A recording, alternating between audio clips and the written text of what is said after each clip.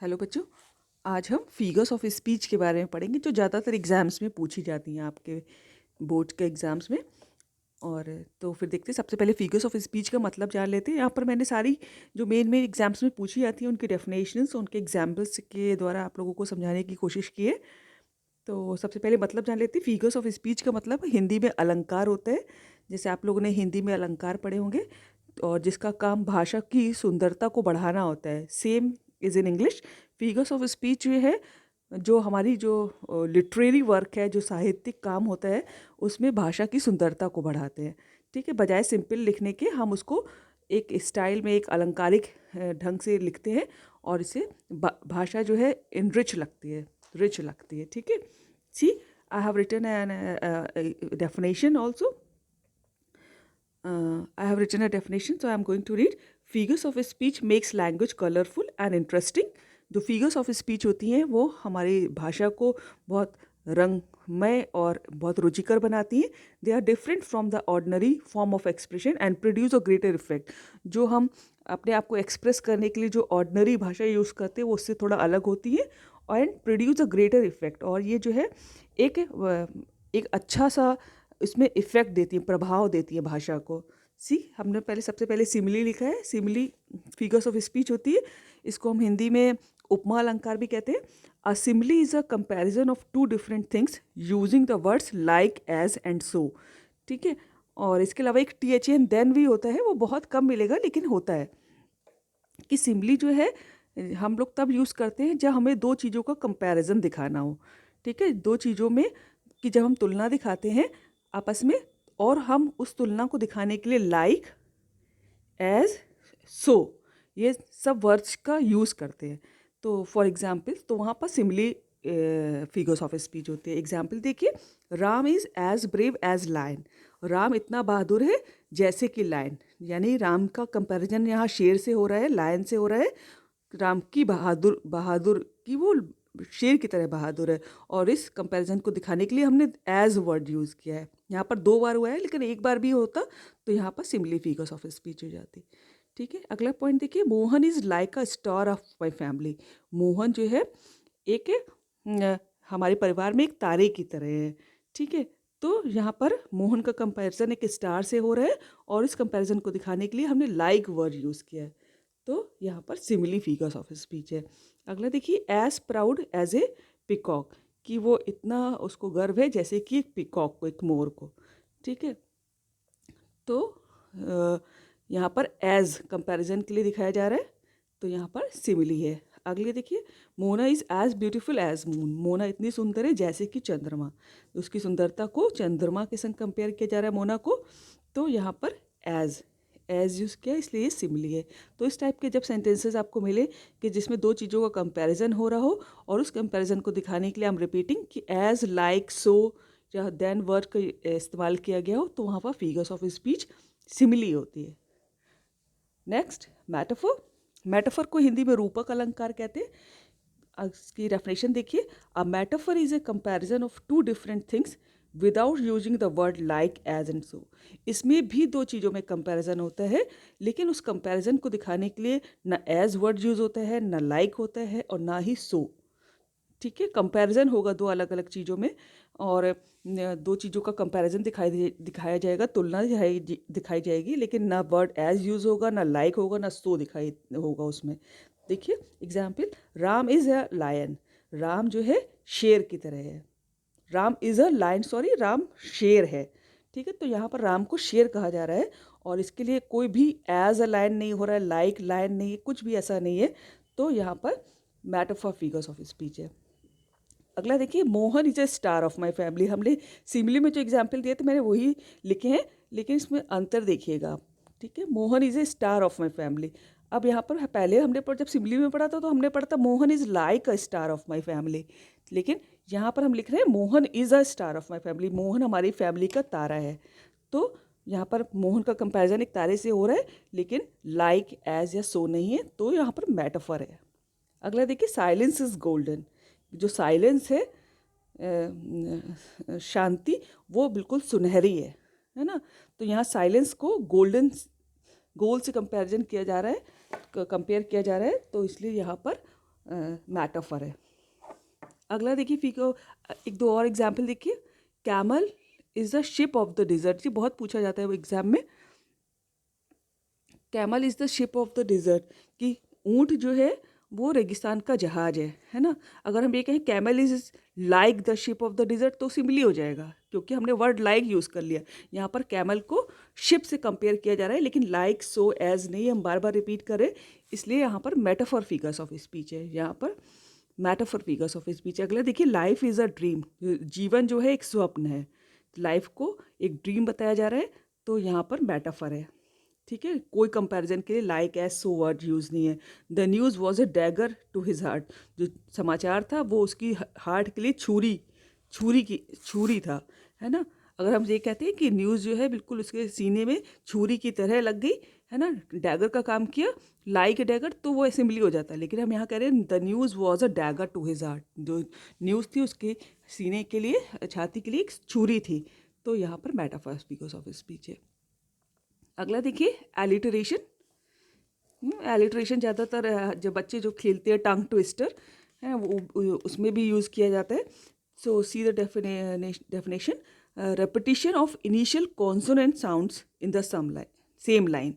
ठीक है, तो इसके लिए ज़रूरी कि जो भी आपको पोएम के लाइन दी गई हो, तो उस लाइन में कॉन्सोनेंट साउंड जो होती है, हमारी जैसे 26 अल्फ़ाबेट होते हैं इंग्लिश में, और उसमें से ए ई आई ओ यू 5 निकाल दीजिए तो 21 कॉन्सोनेंट बचते हैं। उस 21 कॉन्सोनेंट में से कोई वर्ड किसी लाइन में बार बार इनिशियली रिपीट किया गया हो, ये नहीं कि किसी वर्ड के बीच में आया हो, उसका स्टार्टिंग सेम वर्ड से होना चाहिए। फॉर एग्जाम्पल देखिए, she shells on the she शोर, कि वह जो समुद्र के जो शेल होते हैं, सीपी, उनको समुद्र के किनारे बेचती है। ठीक है, तो शी सेल्स में तो एस एस साउंड रिपीट हो रही है बार बार, एस, तो यहाँ पर एस साउंड देखिए स्टार्टिंग में आ रहा है, तो और एस एक कॉन्सोनेंट होता है, व्यंजन होता है, और स्टार्टिंग में आ रहा है, कई बार रिपीट हुआ है। जरूरी नहीं कि हर शब्द में रिपीटिशन हो, अगर वो ही सा साउंड जो है, सी सेल्स, सी शेल, है ना, ये तो सा साउंड बार बार कहीं भी रिपीट हो, 2 बार या फिर 2 बार से ज़्यादा हो जाए तो आप एलिट्रेशन लिख दीजिए, सही हो जाएगा। अगला देखिए, a big bully beats a baby boy, है ना। यहाँ पर बी साउंड जो है, बा साउंड कई बार रिपीट हुआ, और बी एक कॉन्सोनेंट है, तो इसलिए big bully beats a baby boy, बा साउंड बार बार रिपीटिशन, इसलिए एलिट्रेशन फिगर्स ऑफ स्पीच है। इसको हिंदी में हम अनुप्रास अलंकार भी कहते हैं। ठीक है, आप लोगों ने सुना होगा बच्चों को छोटेपन में कि चंदू के चाचा ने चंदू की चाची को चांदी की चम्मच से चटनी चटाई। This is the example of alliteration only.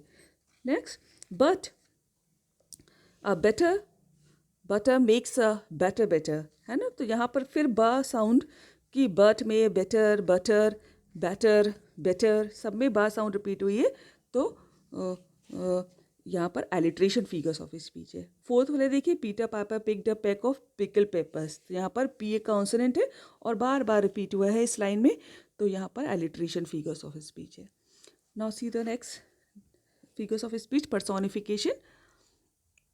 Personification की स्पेलिंग देखिए, पर्सोनिफिकेशन को हिंदी में मानवीकरण अलंकार कहते हैं, और इसमें जब किसी एक नॉन लिविंग थिंग को, जो बेजानदार चीज़ हो, और उसको ऐसे दिखाएं कि जैसे उसने एक मनुष्य की तरह काम किया हो, तो वहाँ पर पर्सोनिफिकेशन फिगर्स ऑफ स्पीच है। I am going to read the definition first.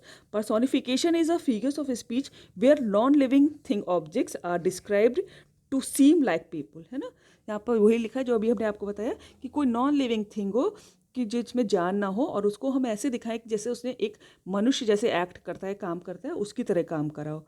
ठीक है, इसका एक दूसरा भी मैंने लिखा है कि personification means representing a non human thing as if it were human, कि वो नॉन ह्यूमन चीज़ है के द्वारा ऐसे एक्ट किया जाए जैसे कि ह्यूमन बींग्स करते हैं, तो वहाँ पर पर्सोनिफिकेशन होता है। See the examples, death lays his icy hands on king, ठीक है, कि मृत्यु ने अपने ठंडे हाथ राजा के ऊपर रख दिए। हम इसको सिंपल लैंग्वेज में ये भी देखिए, ये बार बार पूछा जाता है एग्जाम्स में कि death lays his icy hands on a king, कि मृत्यु ने अपने ठंडे हाथ राजा पे रख दिए, है ना। लेकिन एक्चुअली मृत्यु के कोई हाथ नहीं होते, लेकिन यहाँ पर डेथ को ऐसे दिखाया जा रहा है कि उसके ठंडे हाथ हैं और उसने राजा पे रख दिया है। तो this is the figures of speech, use of figures of speech है। इसको हम ऐसे भी लिख सकते थे कि द किंग डाइड, राजा मर गया, है ना। लेकिन यहाँ पर उन्होंने लिटरेरी वर्क को सुंदरता प्रदान करने के लिए फिर उसको लिखा कि death lays his icy hands on king, कि मृत्यु ने अपने ठंडे हाथ जो है राजा के ऊपर रख दिया, जबकि ऐसे कभी किसी ने मृत्यु के हाथ नहीं देखे होंगे, है ना। तो एक डेथ को एक मानव का रूप दिया गया और उसके हाथ भी बताए गए, तो यहाँ पर इसलिए पर्सोनिफिकेशन फिगर्स ऑफ स्पीच हुआ। अगला देखिए, opportunity knocks at the door but once, कि अवसर जो है दरवाज़ा एक बार खटखटाता जरूर है, ठीक है। तो यहाँ पर अवसर के भी हाथ दे दिया कि वो दरवाज़ा खटखटा रहा है। ये जनरली ये काम आदमियों को होता है, दरवाज़ा खटखटाना ह्यूमन बीइंग करते हैं कि कहीं अंदर आना है और दरवाज़ा खटखटा रहे हैं। लेकिन यहाँ अपॉर्चुनिटी को, एक अवसर को, एक मौके को ऐसे दिखाया गया कि वो दरवाज़ा खटखटा रहा है, तो इसलिए यहाँ पर फिगर्स ऑफ स्पीच पर्सोनिफिकेशन है। अगला देखिए, the wind whispered through dry grass, कि जो हवा जो थी वो फुसफुसा रही थी, है ना। विस्पर्ड होता है कान में फुसफुसा के कहने को विस्परिंग कहते हैं, ठीक है। तो ऐसे लग रहा था कि wind whispered through dry grass, कि वो सूखी हुई घास के थ्रू विंड जो है, हवा जो है फुसफुसा रही है। जब ड्राई घास हिलती है तो जो उससे सरसराहट होती है, तो उन्होंने यहाँ पर उसको विस्परिंग कहा है, जबकि हवा कोई फुसफुसाती नहीं है, हवा फुसफुसाने का काम तो लोग करते हैं, ठीक है। तो this is personification. Time and tide wait for none, time और टाइड, समय और ज्वार जो है पानी में, जो समुद्र में टाइड आते हैं, वो किसी का वेट नहीं करते हैं ना। वेटिंग बेसिकली मनुष्य करते हैं, है ना, लेकिन समय और टाइड वेट नहीं करते। लेकिन यहाँ पर इसको यहाँ पर लिखा है उन्होंने, time and tide wait for none, किसी का भी वेट नहीं करते। So this is personification figures of speech. Next देखिए, the fire swallowed the entire forest, कि जो आग थी उसने पूरी जंगल को निगल लिया, यानी कि पूरे जंगल में आग लग गई। आग का काम निगलना नहीं होता, निगलना मनुष्य करते, कुछ खाने को निगलते मनुष्य हैं या फिर जानवर भी निगलते हैं, है ना। तो ये लिविंग बीइंग का काम है, लेकिन यहाँ पर फायर को कहा गया कि उसने सारी आग निगल ली, फॉरेस्ट को, फॉरेस्ट में जितनी आग लगी थी वो निकल गई, यानी कि पूरे फॉरेस्ट में आग लगी। तो again this is the example of personification. अगला देखिए, the shadow of the moon danced on the lake, कि जो चंद्रमा की जो शेडो पड़ रही थी, छाया, वो झील में ऐसा लग रहा था कि नाच रही थी, जबकि नाचते जो है मनुष्य, और लेकिन यहाँ पर शेडो को वो कह रहे हैं कि जैसे कि नाच रही हो। तो यहाँ पर पर्सोनिफिकेशन है। आगे देखिए, नेक्स्ट डिवाइस। अभी कुछ और एग्जाम्पल्स और देती हूँ पर्सोनिफिकेशन के, कि the skyscraper was so tall that it seem to kiss the sky. Skyscrapers कहते हैं बहुत ऊंची ऊंची बिल्डिंगों को, जो बहुत एडवांस सिटीज़ होती हैं उसमें जो बहुत ऊंची ऊंची बिल्डिंग, गगनचुंबी इमारतें जिसको हिंदी में कहते हैं, उनको इस इंग्लिश में स्काई स्क्रेपर्स कहते हैं। और वो इतनी ऊंची थी जैसे लग रहा था कि वो आसमान को किस कर रही हों, ठीक है। जबकि बिल्डिंग्स जो है कभी भी आसमान को किस नहीं करती, किस करने का काम मनुष्य करते हैं। तो अगेन पर्सोनिफिकेशन। पॉइंट 8 देखिए, when he sat for the test the words and the ideas fled from his mind, कि जब वो टेस्ट करने के लिए बैठा, एग्जाम करने के लिए बैठा, तो जो शब्द थे और जो विचार थे वो उसके दिमाग से भाग गए, है ना। कभी वर्ड और शब्द भागते ही नहीं, कभी किसी ने देखा है वर्ड और शब्द को भागते हुए, है, लेकिन यहाँ पर दिखाया गया मनुष्य भागते हैं, है ना। तो यहाँ पर उन्होंने कहा वर्ड्स एंड आइडियाज़ जो थे फ्लैट कर गए, है, fled is the past tense of flee, भाग जाना। तो यहाँ पर पर्सोनिफिकेशन है। अगला देखिए, the ship danced over the undulating waves of the ocean, कि शिप डांस कर रही थी, है ना, ओशन में। तो ये जो है शिप कोई डांस नहीं करती, डांस करने का काम आदमी लोग करते। अगला देखिए, इसलिए पर्सोनिफिकेशन है। The full moon peeped through partial clouds, जो पूरा चंद्रमा था वो झांक रहा था बादलों के बीच से, ठीक है। तो ये झांकने का काम चंद्रमा का नहीं होता, ये आदमी लोग झांका झांकी करते। तो लेकिन यहाँ पर उन्होंने चंद्रमा को कहा है, इसलिए यहाँ पर पर्सोनिफिकेशन फिगर्स ऑफ स्पीच है। नेक्स्ट देखिए, हाइपरबोली या फिर हाइपरबोल। आप लोगों को कोई इसको कहता मिलेगा कि हाइपरबोली, कोई कहेगा hyperbole, both are the same things. और इसको हिंदी में अतिशयोक्ति अलंकार कहते हैं। जब बात को बहुत बढ़ा चढ़ा के कहा जाता है तो वहाँ पर हाइपरबोल फिगर्स ऑफ स्पीच होती है।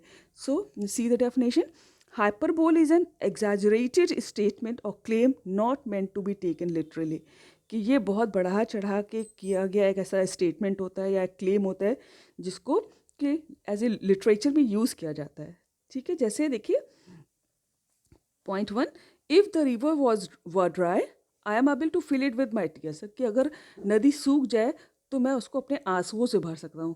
क्या कोई वास्तव में इतना रोक सकता है कि नदियाँ भर जाएं? नहीं पॉसिबल है ना। तो यहाँ पर बात को बहुत बढ़ा चढ़ा कर किया गया है, और इसलिए फिगर्स ऑफ स्पीच जो है हाइपरबोल है। Next, she is as heavy as an elephant, वो इतनी भारी है जैसे कि कोई हाथी है ना। कोई एक्चुअली में इतना भारी हो सकता है कि हाथी का वज़न कितना ज़्यादा होता है, और यहाँ पर किसी लेडी को के वेट का तुलना हाथी से की गई है, तो नॉट पॉसिबल। सो बहुत बात को बढ़ा चढ़ा कर कहा गया, इसलिए हाइपरबोल फिगर्स ऑफ स्पीच है। थर्ड देखिए, your suitcase weighs a ton, कि तुम्हारा सूटकेस का वजन जो है 1 टन है ना। इतना भारी किसी का सूटकेस नहीं होता, कंपनियां इतने बड़ा सूटकेस नहीं बनाती कि उसमें 1 टन वजन का सामान रखा जा सके, ठीक है। तो again this is hyperbole. Fourth देखिए, I am trying to solve a million issues these days, मैं 1 मिलियन में बच्चों 10 लाख होते हैं, ठीक है। और यहाँ पर लिखा है कि आजकल मैं जो हूँ मिलियन इश्यूज जो है, प्रॉब्लम्स जो है वो आजकल सॉल्व कर रहा हूँ ना। कोई एक दिन में भी अगर करे तो क्या 10 लाख प्रॉब्लम सॉल्व कर सकता है क्या? काफ़ी बढ़ा चढ़ा के कहा गया है, तो दिस इज अगेन हाइपरबोल। अगला देखिए, fifth, the black Smith hand was harder than the rock, कि जो लोहार होता है, जो दिन भर लोहा पीटने का काम करता है, उसके हाथ जो है रॉक्स, चट्टान से भी ज़्यादा हार्ड होते हैं, कठोर होते हैं ना, कड़े होते हैं। तो दिस इज़ नॉट पॉसिबल। एक ह्यूमन बीइंग के हाथ बहुत ज़्यादा कितने भी मजबूत हों, लेकिन एक रॉक के जैसे, रॉक से ज़्यादा हार्ड नहीं हो सकते। तो अगेन दिस इज़ हाइपरबोल, बात को बढ़ा कर कहा गया है। अगला देखिए, the old man was older than the Himalayas, कि एक बूढ़ा आदमी था और इतना बूढ़ा उसको कह दिया कि जैसे कि हिमालय है ना, हिमालय पर्वत हजारों साल से हैं, तो फिर जो है कोई आदमी इतना बूढ़ा नहीं हो सकता। तो again this is hyperbole. Now see the next. अगला देखिए बच्चों, ऑनोमेटोपेया है ना। ऑनोमेटोपेया होता है फिगर्स ऑफ स्पीच जब हम किसी जिसमें साउंड की बात करते हैं, जैसे कि see the definition, onomatopoeia is defined as a word which imitates the natural sound of a thing, जो किसी चीज़ की जो उसकी नेचुरल साउंड होती है। जैसे हम ये कहें कि स्नेक हिस है ना, डक क्वैक, डॉग बार्क है ना, बर्ड्स चिपिंग, तो these are the natural sounds. तो ये जो है, जब कभी भी हम साउंड्स की बातें करेंगे तो वहाँ पर फिगर्स ऑफ स्पीच ऑनोमेटोपेया हो जाएगी, ध्वनि ध्वनि से रिलेटेड जब बातें की जाती है। तो इसका एग्जाम्पल देखिए, the buzzing bee flew away है ना, बी की साउंड को हम, मधुमक्खी की साउंड को हम बजिंग कहते हैं, बनाना है ना। तो यहाँ पर bee, the buzzing bee flew away की जो, तो यहाँ पर ये बजिंग जो है साउंड बी की है, इसलिए यहाँ पर ऑनोमेटोपेया फिगर्स ऑफ स्पीच हुई है। अगला देखिए, the sack fell into the river with a splash, जो सैक होता है बोरा, वो नदी में गिरा छपाक की आवाज़ के संग, स्प्लैश होता है छपाक की आवाज़। तो ये जो है थर्ड देखिए बच्चों, मर्मरिंग ऑफ इन्यूमरेबल बीज है। मर्मरिंग कहते हैं कि बहुत स्लो और कंटिन्यूस नॉइज को, जो धीरे धीरे लगातार आवाज़ आती रहती है, वो मर्मरिंग कहलाती है। तो मर्मरिंग ऑफ इन्यूमरेबल बीज, असंख्य मधुमक्खियों का लगातार जो है धीरे धीरे शोर करना है ना, तो ये भी आवाज़ का साउंड है। और तो यहाँ पर इसलिए ऑनोमेटोपेया फिगर्स ऑफ स्पीच हुआ। अगला देखिए, अगला फिगर्स ऑफ स्पीच है अल्यूजन। अल्यूजन बच्चों होता है, देखिए see the definition, allusion is a brief and indirect reference to a person, place, thing और idea of historical, cultural, literary और political significance. It does not describe in detail the person और thing to which it refers. तो जब हम किसी बहुत famous जो है, जिसको ऑलमोस्ट सभी जानते हैं, उस किसी आदमी का, लेडी का, किसी जगह का, कोई इवेंट का अगर अपनी पोएम में उल्लेख करते हैं, और बहुत ही डिटेल में नहीं, बस उसका नाम दे दिया या फिर ब्रीफ में, तो वहाँ पर अल्यूजन फिगर्स ऑफ स्पीच होता है, ठीक है। अगला देखिए, एग्जाम्पल देखिए, don't act like a Romeo in front of her. Romeo बहुत ही फेमस एक करेक्टर रह चुका है कि तो उसको जो है यहाँ पर वो कह रहा है कि don't act like a Romeo in front of her, उसके सामने जो है रोमियो बनने की, रोमियो की तरह काम मत करो है ना। तो रोमियो सब जानते हैं कि बहुत ही फेमस था, और वर्ड सब लोग जानते हैं, तो यहाँ पर रोमियो का उल्लेख किया गया है। तो यहाँ पर फिगर्स ऑफ स्पीच, तो ये अल्यूजन है। और रोमियो जो है, रोमियो एंड जूलियट शेक्सपियर द्वारा रचित एक बहुत प्रख्यात प्ले है। तो और सब जानते हैं इस बात को, और उसका यहाँ पर उल्लेख किया गया है कि रोमियो की तरह काम ना करो, तो इसलिए अल्यूजन है। अगला देखिए, the young scientist was called newton by his colleagues. तो हम सब जानते हैं कि न्यूटन एक बहुत प्रसिद्ध वैज्ञानिक थे, साइंटिस्ट थे, और यहाँ पर इस सेंटेंस में कहा गया कि the young scientist was called newton by his colleagues. छोटे साइंटिस्ट को उसके कलीग्स द्वारा, उसके साथ काम करने वाले द्वारा न्यूटन पुकारा जाता है। तो यहाँ पर न्यूटन का उल्लेख किया गया, इसलिए अल्यूजन है। थर्ड देखिए, the ship sank like a Titanic. सब जानते हैं कि एक टाइटैनिक शिप जो था, जिस दिन वो बना था उसका इनॉग्रेशन हुआ था, और उसी दिन उसकी पहली यात्रा में ही वो डूब गया था, है ना। तो the ship sank like a Titanic, तो समुद्र जो जहाज़ था वो टाइटैनिक की तरह डूब गया। तो यहाँ पर टाइटैनिक का उल्लेख किया गया है, और ये बहुत फेमस है, सब लोग जानते हैं टाइटैनिक के बारे में। तो यहाँ पर अल्यूजन फिगर्स ऑफ स्पीच है। ठीक है, नेक्स्ट देखिए, imagery. Imagery figures of speech होता है। इमेजरी से के नाम से ही आपको लग रहा होगा कि जब आप किसी चीज़ को, जब कोई पोएट लिख रहा है, आप उसको समझ रहे हैं, और जब वो पोएट जो भी समझाना चाह रहा है वो आपके दिमाग में ऐसा लगेगा कि एक फिल्म सी चल रही है। आप उसको महसूस कर पाएंगे कि हाँ ऐसा हुआ होगा, है ना, इस तरह हुआ होगा। तो वहाँ पर जब भी आपको पोएम पढ़ने पर ऐसे दिमाग में एक फिल्म सी चलने लगे, एक पिक्चर सी उसकी बनने लगे जो भी पढ़ रहे हैं, तो वहाँ पर इमेजरी फिगर्स ऑफ स्पीच होगा। देखिए definition, imagery means to use figurative language to represent objects, action and ideas in such a way that it appeals to our physical senses। कि जो भी अलंकारिक लैंग्वेज किसी चीज़ को बताने के लिए, किसी ऑब्जेक्ट को, किसी एक्शन को, या किसी आइडिया को, किसी विचार को, किसी एक्शन को, या किसी ऑब्जेक्ट को बताने के लिए जब हम फिगरेटिव लैंग्वेज यूज़ इस तरह से करते हैं कि जो हम अपनी फिजिकल सेंसेस द्वारा उसको महसूस कर सकें, तो वहाँ पर इमेजरी फिगर्स ऑफ स्पीच होती है। एग्जाम्पल देखिए, it was dark and dim in the forest. यहाँ पर लिखा है कि जंगल में बहुत अंधेरा था और बहुत धुंधला था। तो ये जब बात आती है तो हम इसको बात को इमेजिन कर सकते हैं ना अपने दिमाग में। तो यहाँ पर इसलिए इमेजरी फिगर्स ऑफ स्पीच हुआ। अगला देखिए, the children were screaming and shouting in the fields. कि बच्चे जो हैं मैदान में चिल्ला रहे हैं और शाउटिंग कर रहे हैं। तो ये बात हम बिल्कुल सामने इमेजिन आती कि एक फील्ड है और उसमें बच्चे जो है चिल्ला रहे हैं, तो इमेजिनेशन में दिखाई देता है हम लोगों को, एक दिमाग में फिल्म से चलती है। तो यहाँ पर इमेजरी फिगर्स ऑफ स्पीच है। जिस चीज़ को भी आप पोएट जैसे डिस्क्राइब कर रहा हो कि, और वैसे ही आपके सामने आंखों के आगे ऐसी फिल्म सी चलने लगे, उसको वही चीज़ आप महसूस कर पाए, तो वो इमेजरी है। Very simple. अगला देखिए, enjambment. Enjambment in poetry it means moving over from one line to another without a terminating punctuation mark.